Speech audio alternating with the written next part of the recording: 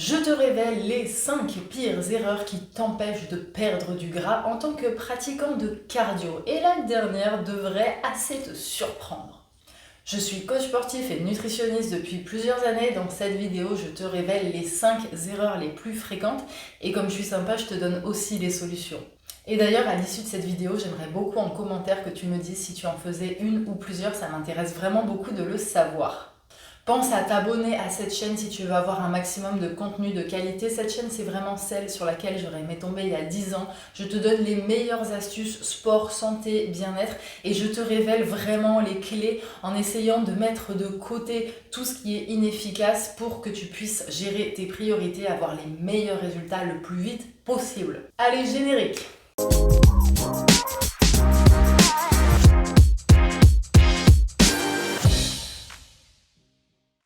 Première erreur qui t'empêche de perdre un maximum de graisse en pratiquant le cardio, ça va être tout simplement de faire toujours la même séance.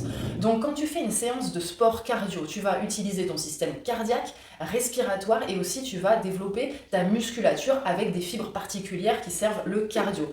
À force de faire toujours le même exercice, ton corps va avoir besoin de moins en moins d'énergie, de thermogénèse et de recruter tous les systèmes internes pour produire le même effort. Tu vois, la première fois que tu vas faire un footing, c'est très difficile.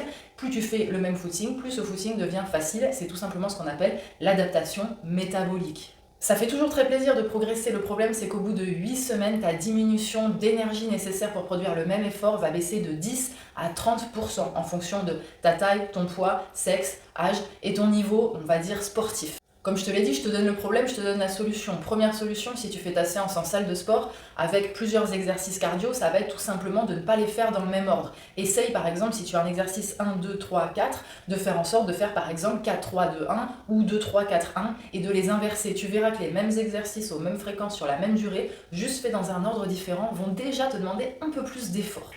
Si tu fais un autre type de cardio, de la course, du vélo, peu importe, essaye de varier. De temps en temps, le faire long à peu d'intensité. Parfois, peut-être venir plus le faire en fractionné. Si tu cours, essaye peut-être de trouver un parcours santé ou de t'arrêter de faire quelques squats, quelques jumping jacks. Bref, essaye de mettre de la variété dans ton entraînement. J'aimerais bien te donner un maximum d'exemples, mais il y a plus de 300 sports. Donc si tu as une question bien précise sur ton sport, tu me la mettras en commentaire et j'y répondrai avec grand plaisir. Deuxième erreur, faire des séances très longues à faible intensité. Quand tu vas en salle de sport et que tu vois quelqu'un faire du vélo à ce rythme-là en scrollant sur le téléphone ou en regardant la télé pendant plus d'une heure, eh ben c'est pas bon. Si tu ne transpires pas, si ton rythme cardiaque n'augmente pas, si ta manière de respirer n'augmente pas non plus, ça veut dire que tu ne fais pas du sport mais que tu es dans le NEAT, N-E-A-T, on en reparle juste après.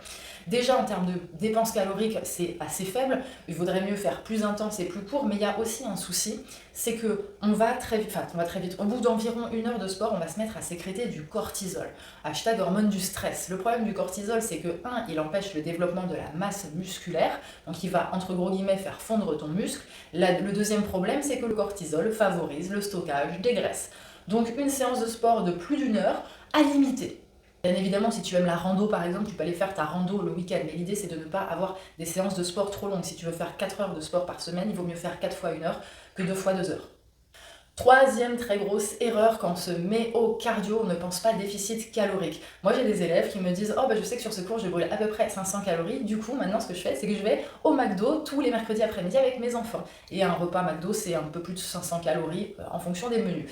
Donc le problème là c'est que tu viens faire quelque chose d'un côté mais tu retires les bénéfices de l'autre. Il faut avoir du déficit calorique. En gros, si je consomme plus que ce que je dépense, je grossis. Si je consomme moins que ce que je dépense, je maigris. Là-dessus, c'est assez mathématique. On a 3 leviers pour pouvoir aider son déficit calorique. Le premier, ça va être bien sûr le sport. Faire un peu plus de sport. Deuxième, alimentation. Diminuer un peu les rations, améliorer la qualité pour pouvoir aller gratter des calories. Et le troisième, c'est le fameux NEAT, N-E-A-T. Non-Energy Activity Thermogenesis. Qu'est-ce que c'est que cette histoire ? Tu sais qu'il y a ton métabolisme de base, donc c'est l'énergie que ton corps consomme en 24 heures sans aucune activité. Donc dans l'idée, tu restes dans ton lit pendant 24 heures, combien ton corps a besoin juste pour assurer ses fonctions vitales, le cœur battre, la température interne, etc. etc. Moi, mon MB, il est d'environ 1200 calories. Ensuite, tu as ton sport. Donc si tu fais, moi par exemple, je fais un footing de 50 minutes, ça va me prendre environ 500 calories. Mais entre ces deux sources de dépenses énergétiques, tu as le NEAT. Le NEAT, c'est quand tu vas balader ton chien, c'est quand tu fais la cuisine, la vaisselle, quand tu marches, tu marches pour te rendre quelque part, tu fais tes courses, tu fais ton ménage. C'est tous les mouvements que tu fais au quotidien. Là par exemple, je suis assise, mes muscles sont contractés pour me tenir dans une posture droite, ça favorise mon NEAT. Donc j'ai fait une vidéo exprès sur le NEAT, c'est un truc qui est hyper sous-coté, donc j'entends trop peu parler sur YouTube, sur les plateformes ou par les coachs. C'est un très bon levier de perte de poids, surtout pour les gens qui sont pas encore prêts trop à augmenter le sport ou à toucher leur alimentation. Donc je te mettrai la miniature en fin de vidéo, tu n'auras plus qu'à cliquer dessus, va la voir, c'est vraiment une pépite. Quatrième erreur, et là je vais peut-être contrarier les purs pratiquants de cardio, mais le cardio à lui seul n'est pas optimal dans le cadre d'une perte de masse graisseuse. Et c'est le thème de la vidéo, c'est la masse graisseuse, donc rappelle-toi bien que tout ce que je te dis, c'est vraiment pour servir cet objectif-là. J'ai fait une vidéo qui parle en détail de ce thème-là et je documente aussi ça avec des études. En gros, la conclusion c'est quoi? Tu prends un groupe de personnes qui ne fait que du cardio, un groupe qui ne fait que de la muscu, un groupe qui fait cardio plus muscu. Ceux qui ont la meilleure perte de graisse va être toujours le groupe qui fait les deux, peu importe les facteurs de sexe, d'âge ou de niveau sportif. Pour ce qui est de la prise de masse musculaire, c'est plus nuancé, mais en termes de perte de gras, c'est clairement la synergie des deux types de sport qui donne les meilleurs résultats et de loin. Deux choses très intéressantes du coup dans la musculation, c'est que la musculation va augmenter ton métabolisme de base. Chaque kilo de muscle gagné, c'est de l'énergie que ton corps va devoir dépenser pour continuer à entretenir ce muscle. Moi par exemple, j'ai pris 4 kg de muscle avec la muscu, ça me consomme 400 kcal de plus par semaine sans rien faire. Donc ça veut dire que quand tu fais de la muscu, tu dépenses des calories pendant la séance. Ensuite, tu vas avoir le phénomène EPOC, exercice post-oxygène consumption, qui va faire que tu vas continuer à dépenser des calories 48 heures après ta séance de muscu. Et enfin, tu vas avoir ton métabolisme de base qui va être augmenté. Donc une séance de muscu, c'est 3 bénéfices qui sont quand même super sympas. Et enfin, la cinquième clé qui va te permettre d'optimiser ta perte de poids en cardio, ça va être le sommeil. Oui, j'ai bien dit le sommeil. Dans les pratiquants de cardio, je vois vraiment des gens qui ne se préoccupent pas de cet aspect-là de leur santé et pourtant c'est hyper important. En dehors de tous les problèmes que peuvent créer un manque de sommeil, moi je vais vraiment te parler de ce qui concerne le poids. Quand tu manques de sommeil de manière chronique, je ne te parle pas d'avoir passé 1 ou 2 mauvaises nuits, tu vas augmenter ta résistance à l'insuline. Le problème c'est qu'à force de résistance à l'insuline, on va lentement mais sûrement vers le diabète. Et le diabète, c'est quand même une maladie un petit peu merdique. Je sais pas si tu connais des malades du diabète autour de toi, mais quand tu dois te trimballer toute la journée avec une aiguille dans le bide et un petit boîtier qui fait bip bip bip, avoir toujours un truc à manger pour pouvoir réguler ton taux de glycémie, aller faire des analyses tout le temps et penser à ta bouffe H24 pour pouvoir réguler ta glycémie, c'est chiant. Donc mieux vaut soigner sa santé avant de tomber dans des pathologies qui t'obligeront à prendre soin de ta santé.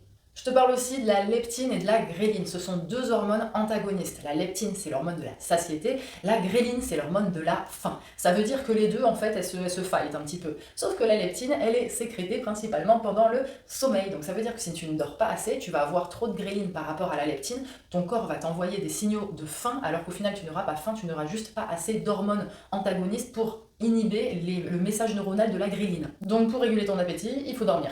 Au niveau du sommeil, il y a deux gros soucis. Le premier, c'est l'endormissement. Alors si tu veux assurer un bon endormissement, fais attention à tes cycles de fatigue. Le soir, il y a des moments où tu vas sombrer dans un cycle de fatigue. Fais en sorte à ce moment-là que tout soit bon à la maison, que tu n'aies plus qu'à te brosser les dents et filer directement au lit. Quand tu loupes ton heure, c'est beaucoup plus difficile de s'endormir. Fais en sorte d'avoir des activités calmes, essaye de baisser la luminosité le soir, de baisser le son de la télé si tu es sensible aux écrans, de moins avoir d'écran, d'aller dans une chambre un peu fraîche. Par contre, pas de douche froide le soir. On pense que la douche froide va abaisser la température du corps, sauf qu'en fait c'est complètement l'inverse. Quand tu mets du froid sur ton corps, un froid un petit peu intense, la chaudière interne va se mettre en marche et donc ton corps va augmenter sa température pour pouvoir conserver une température interne de 37 degrés. Donc en fait la douche froide c'est complètement contre-productif. Fais en sorte de dormir dans une chambre la plus noire possible, sans lumière, une chambre calme, non bruyante. Si typiquement tu fais tourner tes appareils ménagers la nuit et qui sont juste à côté du mur de ta chambre, c'est pas ouf non plus.